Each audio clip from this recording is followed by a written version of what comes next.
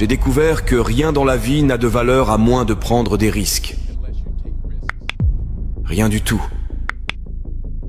Nelson Mandela a dit qu'il n'y a pas de passion à jouer petit et à se contenter d'une vie qui est en deçà de ceux dont tu es capable de vivre.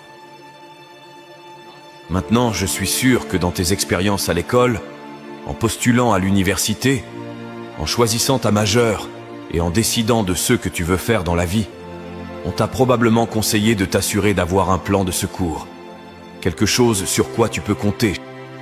Mais je n'ai jamais compris ce concept, avoir quelque chose sur quoi compter. Si je dois tomber, je ne veux rien sur quoi retomber, sauf ma foi. Je veux tomber en avant. Je pense qu'au moins de cette façon, je verrai ce que je vais frapper. Tomber en avant, c'est ce que je veux dire. Reggie Jackson a frappé 2600 fois au cours de sa carrière, le plus grand nombre de fois dans l'histoire du baseball, mais on n'entend pas parler des retraits.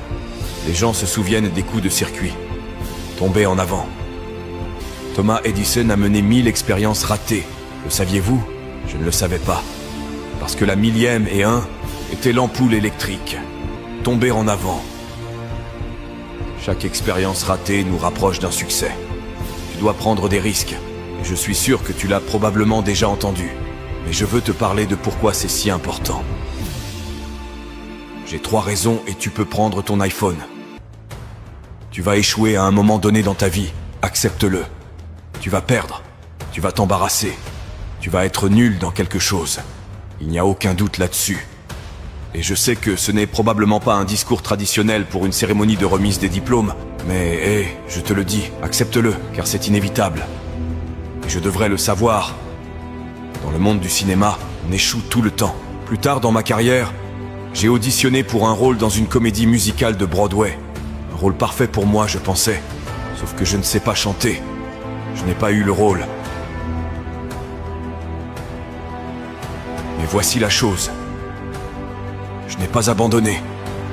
Je ne suis pas tombé en arrière.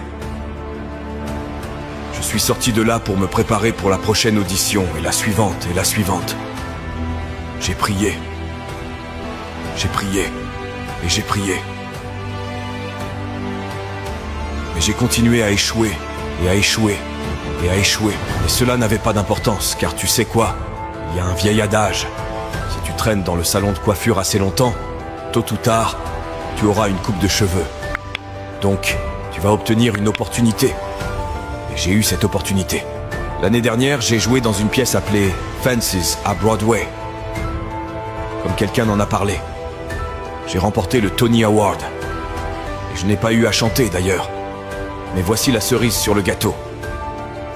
C'était au théâtre de la cour. C'était le même théâtre où j'avais échoué à ma première audition 30 ans auparavant. Le point, et je vais accélérer, c'est que chaque diplômé ici aujourd'hui a la formation et le talent pour réussir. Mais as-tu le courage d'échouer? Voici mon deuxième point sur l'échec. Si tu n'échoues pas, tu n'essayes même pas, je le répéterai. Si tu n'échoues pas, tu n'essayes même pas. Ma femme m'a dit cette excellente expression. Pour obtenir quelque chose que tu n'as jamais eu, tu dois faire quelque chose que tu n'as jamais fait. Les Brown, le conférencier motivant, a fait une analogie à ce sujet. Imagine que tu es sur ton lit de mort et autour de ton lit de mort se tiennent les fantômes représentant ton potentiel inaccompli. Le fantôme des idées que tu n'as jamais mises en pratique. Le fantôme des talents que tu n'as pas utilisés. Et ils se tiennent autour de ton lit en colère, déçus et contrariés. Ils disent que nous sommes venus à toi parce que tu aurais pu nous donner vie, disent-ils. Et maintenant, nous devons aller ensemble à la tombe. Alors je te demande aujourd'hui, combien de fantômes seront autour de ton lit quand ton heure viendra? Tu as investi beaucoup dans ton éducation, et les gens ont investi en toi. Et laisse-moi te dire, le monde a besoin de tes talents, et cela plus que jamais. Je reviens, tu dois donner tout ce que tu as. Que ce soit ton temps, ton talent, tes prières ou tes trésors. La question est celle-ci. Que feras-tu avec ce que tu as? Je ne parle pas de combien tu as. Certains d'entre vous sont des majors en commerce. D'autres sont des théologiens, des infirmières, des sociologues. Certains d'entre vous ont de l'argent, d'autres ont de la patience, de la gentillesse, de l'amour. Certains d'entre vous ont le don de supporter longtemps. Peu importe ce que c'est, quel que soit ton don, que feras-tu avec ce que tu as? Bon, maintenant voici mon dernier point sur l'échec. Parfois, L'échec est la meilleure façon de comprendre où tu vas. Ta vie ne suivra jamais un chemin droit.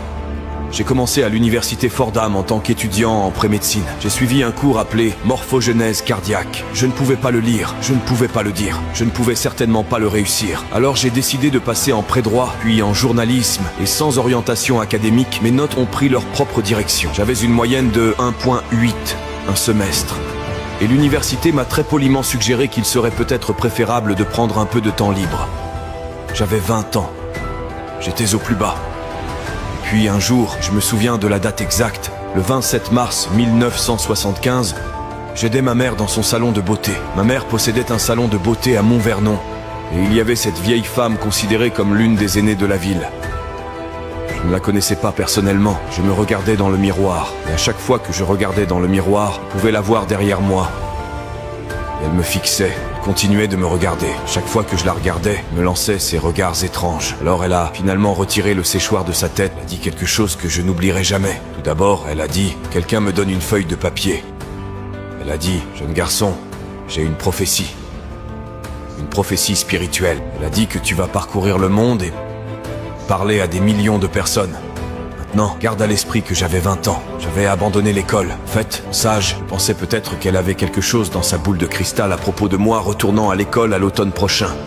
Mais peut-être qu'elle avait vu juste, car plus tard cet été-là, tout en travaillant comme conseiller au camp YMCA dans le Connecticut, nous avons organisé un spectacle de talent pour les campeurs. Et après le spectacle, un autre conseiller est venu me voir et m'a demandé si j'avais déjà pensé à jouer. Tu es doué pour ça. Alors quand je suis revenu à Fordham cet automne-là, je suis entré et j'ai changé ma majeure une fois de plus pour la dernière fois. Et dans les années qui ont suivi, tout comme cette femme l'avait prophétisé, j'ai parcouru le monde et j'ai parlé à des millions de personnes à travers mes films. Des millions qui, jusqu'à ce jour, ne pouvaient pas me voir. Et jusqu'à ce jour, je ne pouvais pas les voir. Ils ne pouvaient pas voir le vrai moi. Mais je te vois aujourd'hui. Et je suis encouragé par ce que je vois. Et je suis renforcé par ce que je vois. Et j'aime ce que je vois. Parce que prendre des risques ne concerne pas seulement la recherche d'un emploi. Cela concerne aussi le fait de savoir ce que tu sais et ce que tu ne sais pas. Cela concerne le fait d'être ouvert aux gens et aux idées. Dans le film, le personnage que je joue commence à faire de petits pas, de petits risques. Très lentement. Il commence à surmonter ses peurs. Et finalement, son cœur se remplit d'amour. Et je ne peux pas penser à un meilleur message alors que nous te lançons aujourd'hui non seulement à prendre des risques, mais aussi à être ouvert à la vie, à accepter de nouveaux points de vue et à être prêt à accepter de nouvelles opinions. À être prêt à parler lors d'une cérémonie de remise des diplômes dans l'une des meilleures universités du pays, même si tu es mort de peur. Bien que cela puisse être effrayant, cela sera également gratifiant car les risques que tu prends, les personnes que tu rencontres, les personnes que tu aimes, la foi que tu as, voilà ce qui va te définir. Alors, fille, ne sois jamais découragée. Ne retiens rien. Donne tout ce que tu as. Et lorsque tu tombes tout au long de la vie, souviens-toi de ceci, tombe en avant.